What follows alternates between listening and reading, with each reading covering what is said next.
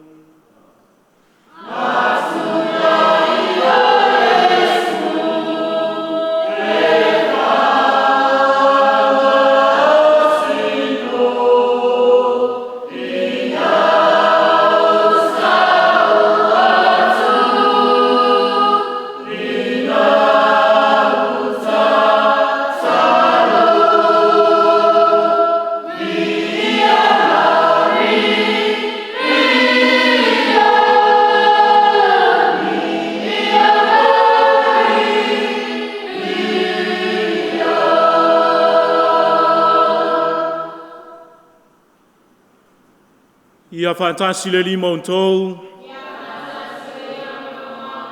O le wholafolanga mai le bangelia paia Ioane. Lea lie, ia vi oe.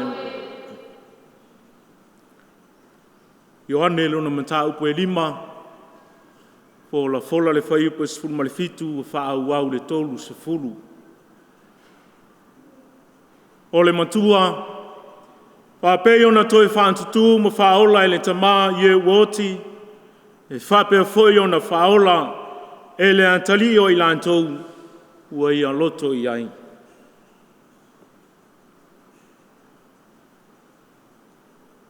Ona tali antu leo Yesu yante ilantou, o lo ngalue lo tama e o mai lava I le asonei. O lo ngalue foi ia, o le mea lea ua tili ai, ona sa ile o iutaia e whaasioti ante ia. A wae le ngantai na soli e ia le sapanti, au a whetalai mai o ia. O le antua lona lava tama, wa ia whaantusa o ia, ma le antua. Ona whetalai antu leo Yesu yante ilantou, e moni o te whai antu yante o tou. E le mawhai e le antali, ona whai o se mea, na o ia lava. A o mea na te vai antu I le tama o whaia, o mea foi e whaia e ia. O lo whaia foi a lava mea e le antari. A wā o lo alofa le tama I le antari, ua whaali mai foi ante ia mea umalava e whaia e ia. E whaali mai foi e ia I ante ia ngā luenga sisili, I ia ngā luenga, ina ia o tō wofo ai. A wā whapei ona toi whaantutu ma whaola I le tama ye wanti, e whapea foi ona whaola I le antali, o I la antou wa ia loto iai. A wā e le whaamasino I le tama I se tas, a ua I antu mai I le antali, le whaamasinonga umalama. Ina ia amatanganta umalava I le antali, whapei ona la antou wawa I le tama. O le ava I le antali, e le ava lea I le tama. Na awina mai o ia. E moni o te whai antu iante o tou, e le whalongo mai la upu, ma tali tonu iante ia, nana awina mai ia. ua iante ia le ola e whaavavau. Le o foi o ia i le whaamasinonga, a ua o antu o ia i le ola sa i le oti. E moni o te whai antu iante o tou, e o i le aso, ua o nei foi iai, e whaalongo mai ai e ua oti i le leo le antali o le antua, o e whaalongo ai fo, e ola ai i lantou. A ua whapei o le tamā e tutonu iante ia lava le ola, e whapea foi o na fua i mai e ia i le antari. Ia i tutonu iante ia lava le ola. Ua fua ina mai, foi iante ia le pule, ina ia fai e ia le whaamasinonga, a wā o ia o le antali i o le tanganta. A ua tau te ofo i le nei mea, a wā e o mai le aso e whaalongo ai i lona leo, o i lantou uma, ua ia i tunga mau ma lantou o mai ai. O e nā mio le lei, e toe tutu i le ola. A o e nā mio le anga, e toe tutu i le whaasala. O te le mawhaia o na whai o se mea e tasi nā oa, e whaantatau lau whaamasinonga i lau whaalongo, ua tonu lava lau whaamasinonga. A wā o te le usi ustai lau lava loto, a o le finangalo o le na awina maia. O le tala le lei, ale ali.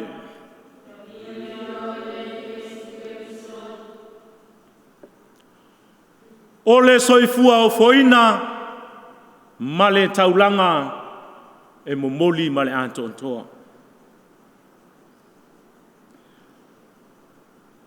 A tātou whaalongolongo, ma tō maanantu i le vai tausanga o le whaanga fulu, se ia o le mai asu sansili e tasi le taulanga na o sia le whaola, aisea. Le anga o e ma o i tātou uma. Sa tātou pa u i le leanga ma le anga sala, ai na tuina ma fua ina mai e le tamalo nalo, ina ia whaola i le lalolangi ma o fua ina le taulanga. A wā ona tangata anga sala ma le pangatia. Le alau tātou whaangolongo ai le whaamatalatala, le whai evangelia o Ioane. O lo au mai ai le whaeaianga, o lo au mai ai le whaamanuianga, a o lo au mai ai se la mepa susulu mo i tātou e ala i nei mai tausanga.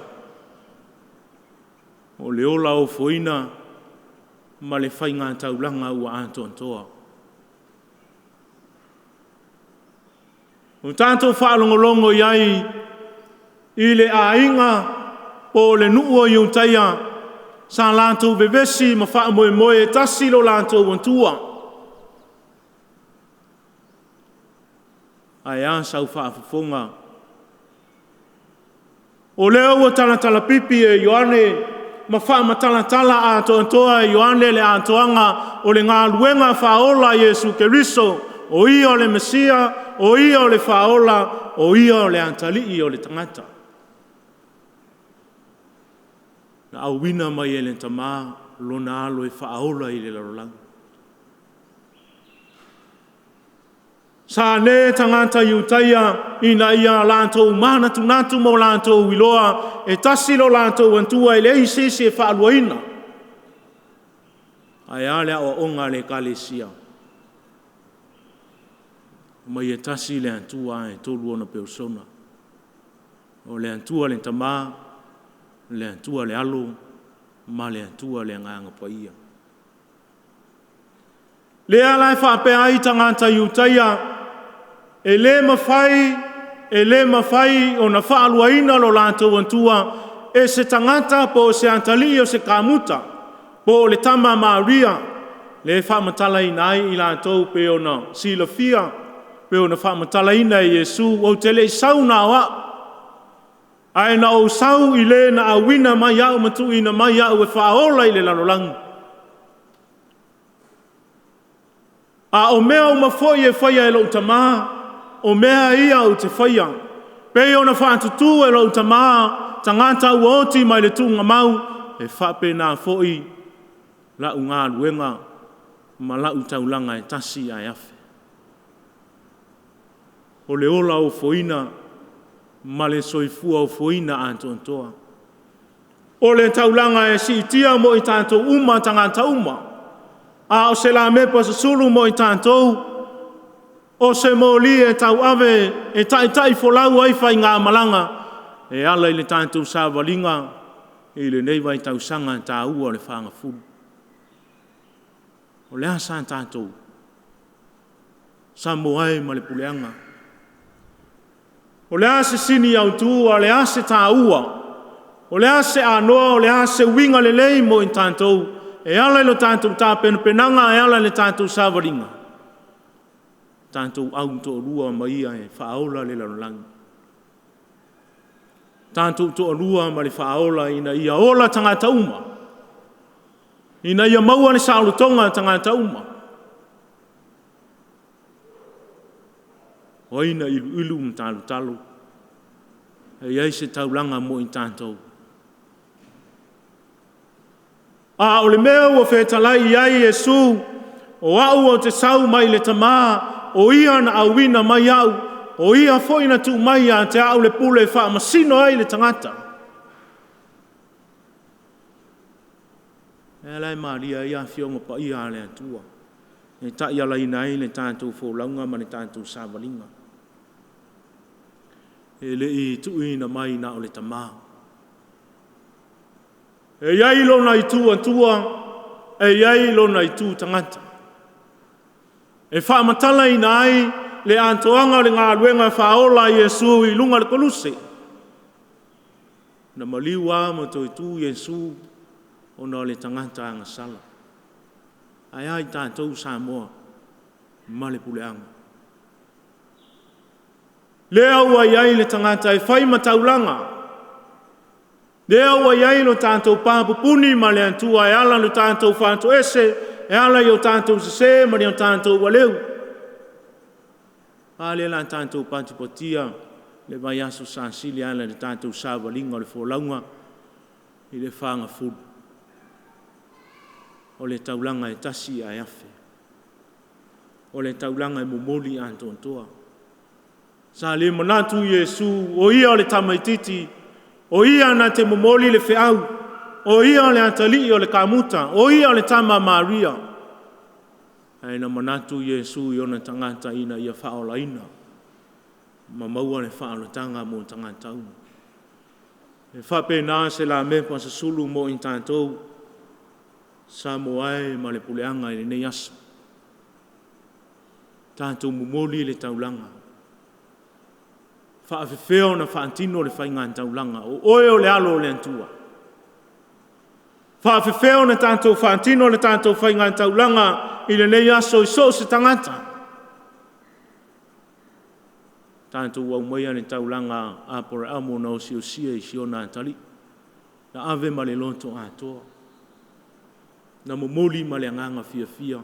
E ala ilo nā tau whaantua, e ala i le talitonu apore amo i le antua, e whaola ina i le antua, o na tangata, aisea. E ave ma le atontoa, e momoli ma le manino, e momoli ma le totoa, e momoli i le wheau ma le whaamunianga. Ai a le whenga inga tuai. Na tuina tuai Yesu i le whenga inga tuai, ina ia whai ma whenga inga. Mai o te wantua oe whai ma whenga inga i le nuu, e te whaola ina e a vea oe ma whaola tanga i le lalolangi atoa. Le ala le mea tātou te popole ai. Le ala le mea tātou te atua antu wale ai. Le tele o taimi ma le tele o aso. A le ua iairu tātou tō niola e tasi ai afe. O le soifua o foina, o le taulanga e momoli ma le atu ontoa. Auala le whaolatanga ma ona tangata. Tātou vi atu le atua e sona biinga.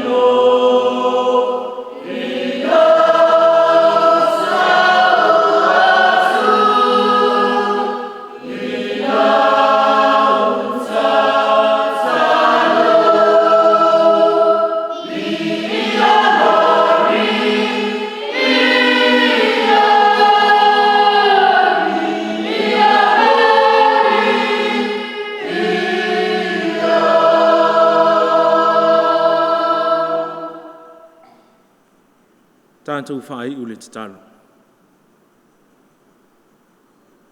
O le manuia o mai le antua o lo sisi lawa I mea o mai manatu iai, e leo leo ina ai o tātou loto a toa mo tātou mawhauwhau I anke riso Yesu. Ia lunga ia Samoa a toa ma le puleanga u whaamurianga, to tono le matanga aluenga ma le mantu Ekalesia nei, le Afioga ma le lalafanga se o naiu ma le malosi. Ia ia u whaamurianga e turi loina ai I mātou le nei sāwalinga ma le wholangu. Whaamanuia le tamaa le puleanga, ai mese Samoa u whaafufonga, ma mai mo mai, e ala I le taulanga whaafutai wan tātou usia. Nei se o le whaavavau lava. Amen. I le suafa le tamaa, ma le alo, ma le anganga paia.